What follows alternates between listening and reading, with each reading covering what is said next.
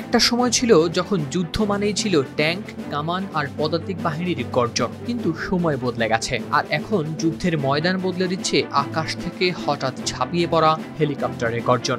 আর এই গর্জন এখন পাকিস্তানের হাতে।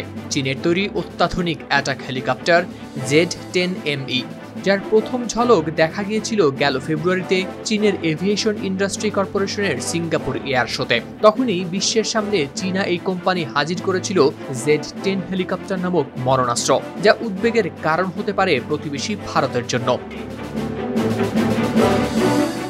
তখনই কানাঘোষা চলছিল, এটাই বুঝি পাকিস্তানের জন্য বানানো।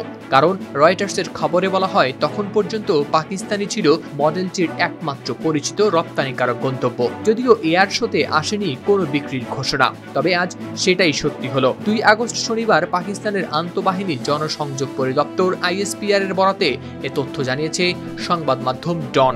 পাকিস্তানের সেনাপ্রধান আসিম মুনির নিজ হাতে উদ্বোধন করলেন হেলিকপ্টারগুলো।